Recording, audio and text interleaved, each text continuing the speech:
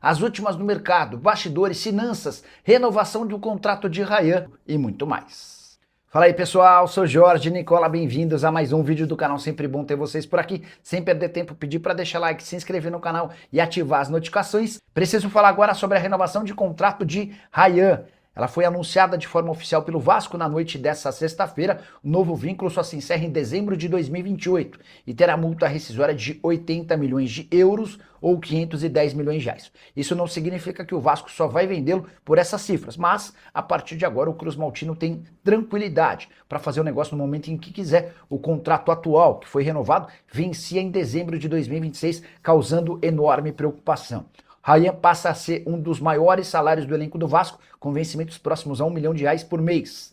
Em relação ao percentual, Vasco e Ryan terão percentuais definidos de acordo com o valor da venda. Quanto maior a venda, maior o percentual a que terá direito o Ryan. Só para completar, registrar também que ele tem tudo para se tornar a maior venda da história do Vasco em todos os tempos. Jogador de só 19 anos de idade, hoje avaliado em 25 milhões de euros. Essa cifra já seria suficiente para que ele se tornasse o principal jogador, a maior venda do clube. Nesse momento, o ranking tem a liderança do Paulinho, negociado com o Bayer Leverkusen por 18 milhões e meio de euros. Andrei Santos, vendido para o Chelsea por 12 milhões e meio de euros, aparece em segundo. Marlon Gomes é o terceiro, Douglas Luiz o quarto e Gabriel Peck o quinto colocado. Boa noite, Nicola. Alguma novidade sobre reforços do Vasco? Pergunta do Maurício Gonçalves. Maurício, nesse momento, o Vasco evita falar sobre qualquer tipo de reforço. Se liga para o Admar, não quer falar. Se liga para o Pedrinho, ele não quer falar. Se liga para o Felipe, ele não quer. E, cara, é absolutamente compreensível. Como é que o Vasco vai falar sobre reforços estando a 90 minutos de uma final de Copa do Brasil? Não casa, não orna, né? Então é bem compreensível isso, tá?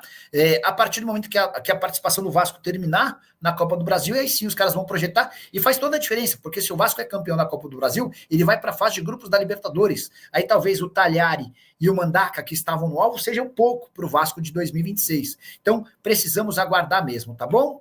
Marli Vieira perguntando sobre Thiago Carpini no Fortaleza, muitas mudanças. Próxima pergunta, João Vitor Vasco da Gama. O Vasco já busca reforço ou está focado na Copa do Brasil? João, é boa pergunta, né? Eu falei agora há pouco que você liga para os caras do Vasco, eles não querem falar sobre reforço. Isso significa que o Vasco não está pensando em reforço? Não, o Vasco está pensando em reforço. O Felipe, o Admar, os caras estão trabalhando com reforço, mas não vão deixar vazar de jeito nenhum, sob o risco de isso até dar uma desestabilizada no atual elenco, tá? Tropa, quanto o vice na Copa do Brasil recebe? Vamos lá, João. Aqueles que forem à final da Copa do Brasil já terão garantidos pelo menos 33 milhões de reais. Por quê? Esse é o prêmio prometido pela CBF ao vice-campeão. 33 milhões de reais. Já o campeão em bolsa, 77 milhões de reais. É isso que está valendo as partidas de domingo. O Corinthians recebe o Cruzeiro, tendo vencido por 1-0 na ida. O Fluminense recebe o Vasco, tendo perdido na ida por 2-1. Beleza?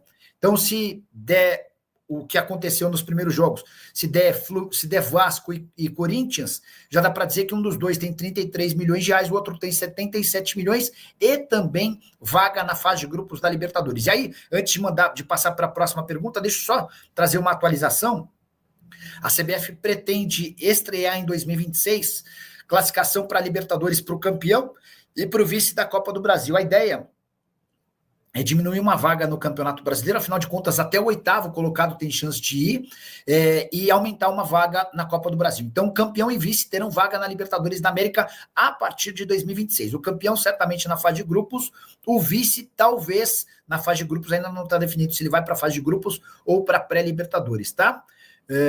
Deixa eu só trazer mais uma atualização para vocês. Estamos ao vivo, mandando pergunta para Deus e o mundo por aqui. Um dia após a bela vitória do Vasco pela Copa do Brasil, de virada em cima do Fluminense, em cima da hora, 2-1, e domingo 8h30 da noite vamos conhecer o finalista. O Vasco pode jogar pelo empate para garantir presença nesta Copa do Brasil na final da competição.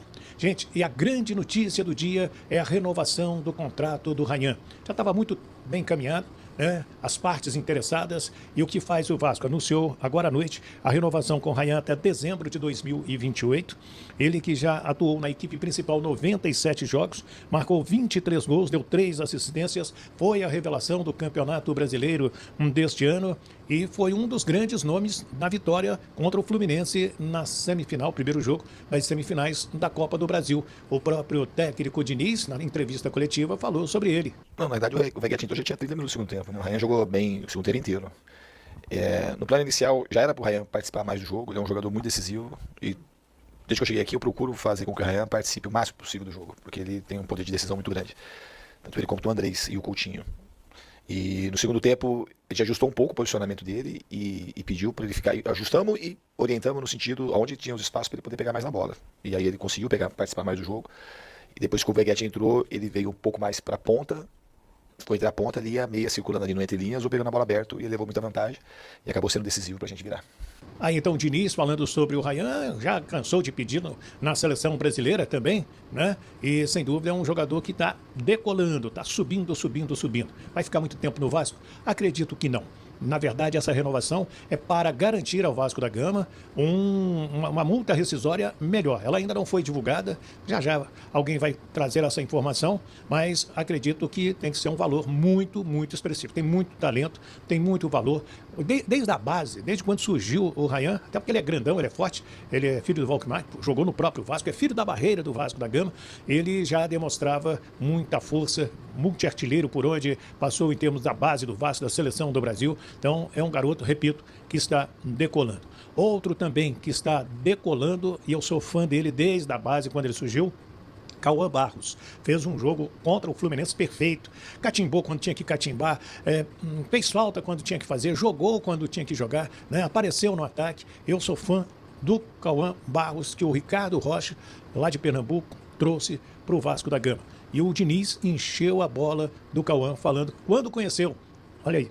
Eu acho que mais do que falar do rendimento, que foi muito bom, e tem sido, acho que ele está aí com a gente, o Barros, acho que deve ser 3 ou 4 meses, né? Eu já tinha falado um pouco da história do Barros em outras entrevistas, que quando eu estive aqui em 2021, o Barros era um jogador ainda muito jovem, que eu ia subi-lo já, para poder, ele era da geração ali do Andrei, que está lá no Chelsea. Ele mais alguns outros, ele já ia subir quase que de imediatamente. E quando ele teve a chance, ele estava indo bem no América e tinha talvez proposta para sair, eu fui um dos que pedi imediatamente o retorno. Eu não estava acompanhando muito o América, é mais pelo jogador que eu já estava acompanhando em 2021. E ele chegou muito bem, rapidamente ele aproveitou as chances que teve. Você vê assim, que às vezes num dia ruim, uma das piores partidas do Vasco foi contra o Corinthians. A partida que a gente foi muito mal. Mas aqui teve uma coisa boa, que foi a primeira vez que o Vasco entrou, que o Barros entrou 15 minutos. E foi dali que o Barros nasceu para esse momento. Então, num momento muito ruim do time, aquilo foi a chance que o Barros teve, que se o time talvez tivesse jogado muito bem, o Barros tinha entrado naquela partida. E ele vai crescer muito ainda, o Barros. Ele é um jogador que tem muito potencial. Para mim, ele tem um futuro brilhante. Ele é um jogador que tem muita força, ele está ganhando cada vez mais estima, mais confiança e se sentindo cada vez mais confortável com jogos de grande dimensão. Então, para mim, ele tem alma de jogador grande, o Barros. Legal, né? É bacana a gente falar desses jovens aí do Vasco da Gama, que vão proporcionar, além de alegria ao torcedor, quando negociados também uma boa recompensa financeira para que o clube consiga e continue investindo na sua base. Gente, na zona mista passaram o Felipe Coutinho e o Paulo Henrique. O Coutinho falou a respeito do jogo, comportamento do Vasco desde o primeiro tempo. Não, a gente se entregou para a partida, a gente deu o nosso máximo, exploramos o que eu falei ali na resposta anterior, a paciência de girar a bola para um lado para o outro e atacar na hora certa. Então, hoje a gente foi coroado com a vitória, merecemos, mas, como eu disse, não tem nada ganho, domingo tem outra final.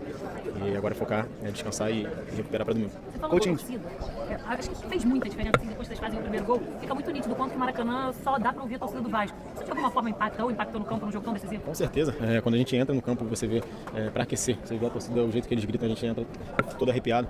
E isso faz total diferença. Eu joguei em alguns lugares e eu posso falar, no Liverpool era a mesma coisa, a torcida era uma torcida que quando a gente entrava no campo arrepiava e isso contagia muito. Hoje eles foram, hoje não, sempre eles são, mas hoje mais uma vez foram fundamentais para a nossa vitória e agora é focar no próximo jogo e contar com a ajuda deles. Coutinho, o que aconteceu? O Verret vieram para o segundo tempo, que foi uma partida tão diferente do Vasco? Não, eu não acho que foi uma partida diferente, na minha visão, tá? Na minha opinião. Eu acho que no primeiro tempo a gente estava jogando bem, a gente estava tendo paciência, a gente só não tinha encontrado o gol.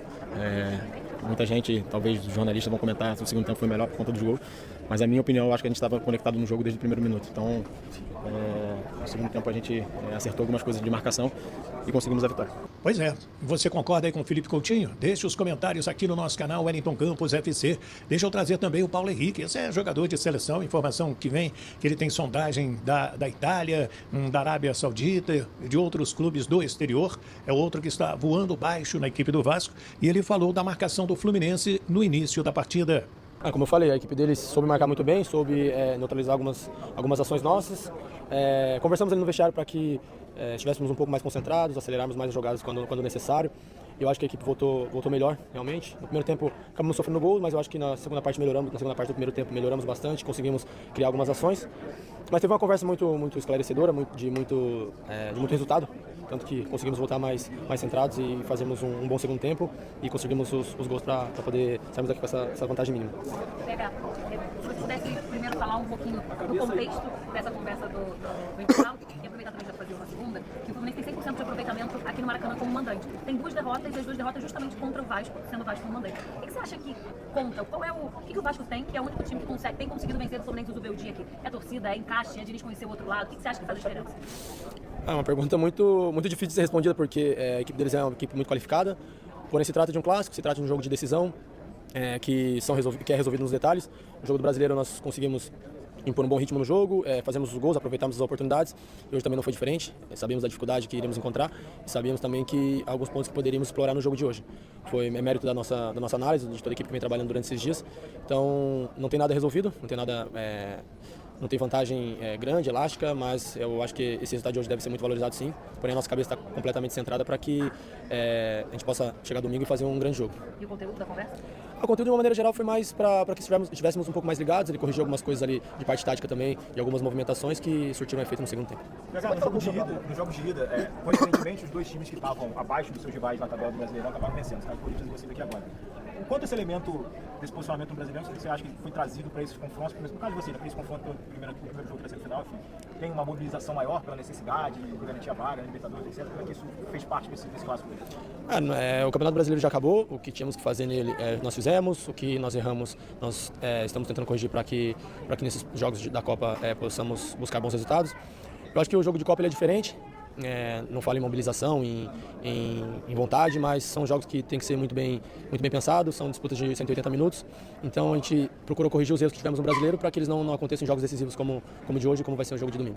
Ainda falando então desse jogo, e a principal notícia que nós trouxemos, a renovação do contrato do garoto Ryan, garoto de ouro do Vasco da Gama, e que tem muito a dar, e nesse período aqui no Vasco da Gama ele vai encorpando. O Fernando Diniz é muito importante na formação dele, chama muita atenção do Ryan, mas veja só, o grande momento do Ryan é com o Diniz. Às vezes o time do Vasco joga mal e o Ryan se salva. O que você acha? Fez bem o Vasco? Tem que vender agora? Segura? Qual a sua opinião? Deixa o seu nome e o nome da sua cidade também para você receber o nosso abraço. Tá aí, né, família? Ficamos com o nosso giro de notícias do Vasco da Gama. Um grande abraço para você. Segue o nosso canal para você sempre estar atualizado sobre as últimas informações do maior clube do Brasil. Um grande abraço, até o próximo vídeo. Fui!